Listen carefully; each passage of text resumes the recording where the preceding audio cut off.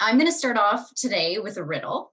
And I expect that some of you are going to be familiar with this riddle, so I bear with me. But I do always find myself a little bit surprised that I can usually encounter people who haven't heard it.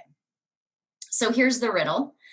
A father and his son are in a car accident, and tragically, the father is killed instantly. His son is raced to the hospital, but the surgeon says, I can't operate on him. He's my son. Explain. I'll let that sit with you for a moment.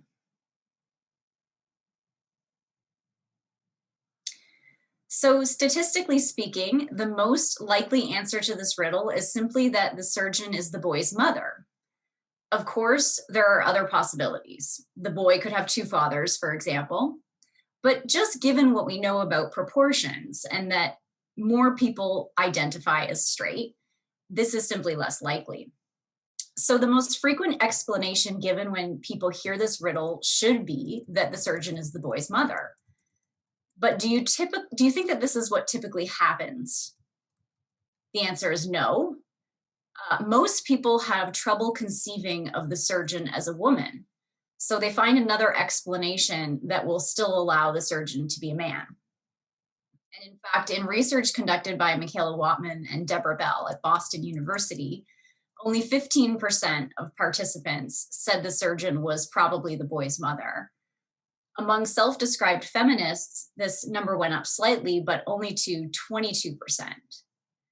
And by the way, there's an alternative version of this riddle, and it goes like this. So in this version, a mother and her daughter are in a car accident, and tragically the mother is killed instantly. The daughter is rushed to the hospital, and the nurse says, that's my daughter. Explain. As you might expect, and you probably got this one this time if you didn't before, but as you might expect, very few people will correctly guess that the nurse must be the girl's father. So why am I sharing these riddles? Well, it's to illustrate that the common responses to them suggests that we have these very rigid ideas about the likely gender of individuals that are occupying various roles in society. So CEO, president, surgeon must be a man. Nurse, school teacher, stay-at-home parent must be a woman. Even our virtual assistants on our phones seem to be in a female default mode. Now, of course, we do see gender differences in the occupation of these roles. Men are more likely to be presidents and CEOs, and women are more likely to be nurses and stay-at-home parents. But even now, we see a lot more women than men even flooding into occupations like medicine and law. And as women are surpassing men in terms of the education they attain, there's still this bias. So roles that have a high level of power or expertise, these are assumed to be held by men. And I bet you've caught yourself making this mistake as well when a friend tells you they went to see a doctor.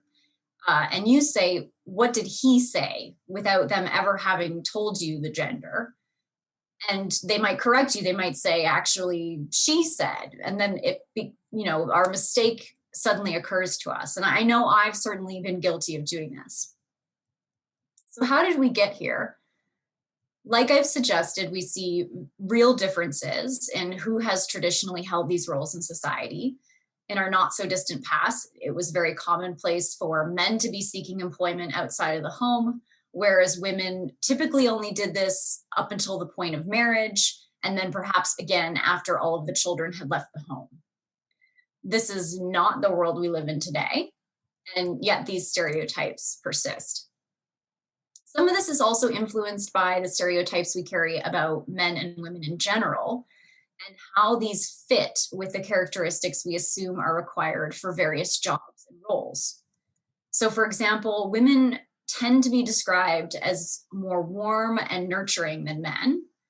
And these stereotypes can also take the form of should be and should not be. So we tend to believe that women should be warm and friendly and nurturing, and they should not be too dominant or bossy. We all know the baggage that comes along with that word. And where does a warm and nurturing person belong in society? Well, perhaps taking care of other people. That's maybe what the perception is.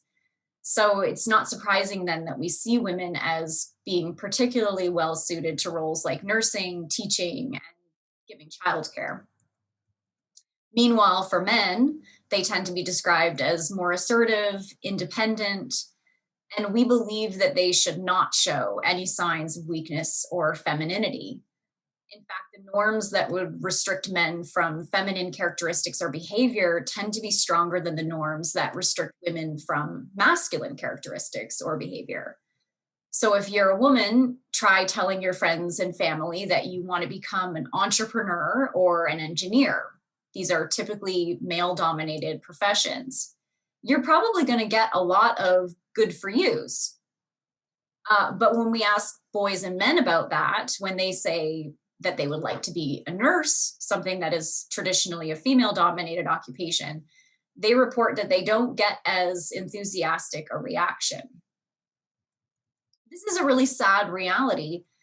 We should care about this because people, and especially young people like yourselves, you should be able to dream and envision yourselves in all kinds of roles as you're figuring out what will be your life's work.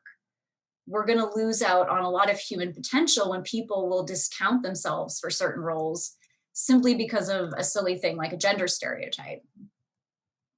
Moreover, if we take the role of leader, for example, and we conceptualize this as requiring only what we have traditionally viewed as being masculine traits, so things like assertiveness, decisiveness, strength, we lose sight of the feminine traits that also make leaders great, things like approachability, compassion, and the desire to empower other people.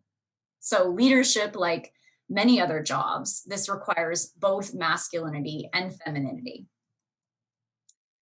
I care about this, and I've made studying the impact of gender stereotypes my life's work for a few reasons. First, I think that our life's work, and by that I mean the thing we choose to do every day that makes a meaningful impact on people, on our community, or even the world, that this is ultimately our biggest source of satisfaction.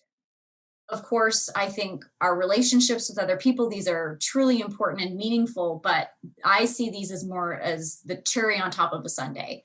We can't really seek out our happiness or meaning in other people. In my view, it comes from what we do. So this is a very important decision, and maybe the most important decision that we'll make. And I'm also troubled that the research shows that a lot of people don't find a great deal of satisfaction and meaning at work. Most of us, we're going to have to spend a large chunk of our waking hours working because we want to be able to afford a decent lifestyle. And so I feel it's distressing when we see that this time often doesn't feel well spent by people. I always knew from a young age, after having a few boring jobs, that I never wanted to be looking at the clock on a Friday afternoon or feel this pit in my stomach on a Sunday night. So I care that all people, when they're figuring out their paths, that they're able to cast a very wide net and consider endless possibilities, and then narrow it down to the types of tasks they enjoy and receive satisfaction from, and to the jobs that are going to allow them to leverage their unique skills and characteristics. Some of my own research has examined gender differences in aspirations for leadership roles, managerial roles, and ambition for political positions. And I've generally found that girls and women express less interest in these roles relative to boys and men, and in some cases view themselves as less capable for these roles, which will certainly influence their interest in those roles. I'm currently working on a research project where we're tracking this gender difference over time and within different age groups. And we find that although the gender difference is trending in the direction of shrinking over time, that shrinkage is not significant, which is troubling. And we also see that the gender difference is larger among working adults than high school students. So what that means is that among those of you who have aspirations for leadership roles, if you're female, you're more likely to see a drop in this ambition as you age relative to your male counterparts. What can we do about this? Well, first, we can all think about and try to check our bias, and we can think deeply about the stereotypes that we might be relying on when we judge other people and when we judge ourselves as well. We also need to think about the forces that are detracting from the confidence levels of girls and young women. So, not surprisingly, there is a significant gender difference in confidence, which surely contributes to girls and women viewing themselves as less capable for leadership roles and probably all kinds of other roles as well. We also need to allow boys and men to access feminine characteristics and roles without restriction. So there are a lot of harmful stereotypes out there, and these are widespread in advertisements and the media, which would sort of stigmatize feminine characteristics among men, and then also characterize men as being incapable in many cases of taking on more traditionally feminine roles, like caring for children, for example. But until more men move into those roles that have traditionally been held by women, we can't really expect the gender proportions in leadership or other male dominated roles to change in meaningful ways. For all the young people here today, what you can do for yourself is to make sure that you aren't discounting yourself for any role in society. Don't allow other people's perceptions influence you. And when they're sharing opinions about what it is that you think you want to do, and you can see that these are based in gender stereotypes, you should challenge them. When you think about your future career, think about the types of tasks that you derive satisfaction and meaning from. So, do you like leading and inspiring other people? Do you like endless learning? And if so, become a professor like me. I get to learn something new every day, it feels like. Do you like to do work that's very detail oriented? Do you get a great deal of satisfaction working with your hands or body? Do you like organizing and planning? Then you can do your research. You can learn about the day to day of a variety of jobs and ask people who have careers you're interested in how they got there and what their day to day looks like. What do they love about their job? What do they dislike about their job? Keeping in mind that no job is perfect. You can ask people if you can job shadow them for a few days to get a real preview of what their day to day is actually like. You want to keep in mind that hard work and frustration, these aren't necessarily a sign that you're incapable or unsuited to some type of work. You've probably heard about the imposter syndrome, and this is something that impacts many people, but especially women and minorities. And I certainly felt like an imposter when I was in my PhD program for about half of it. And then it started to get easier as I was learning and continuously improving, and just had to work really hard after experiencing failures or setbacks. So I hope that some of what I've shared with you today has made you think a bit more deeply about how gender stereotypes might be impacting your attitudes, behaviors, and career choices. And I'd like to close with some historical food for thought. So, in World War II, it was common for many countries to strategically deploy women spies. So, due to gender stereotypes, the idea was that women wouldn't be assumed to be spies, that they could use their so called feminine wiles or charm to get information from enemies, that they could use their warmth and empathy to earn the trust of enemies without suspicion.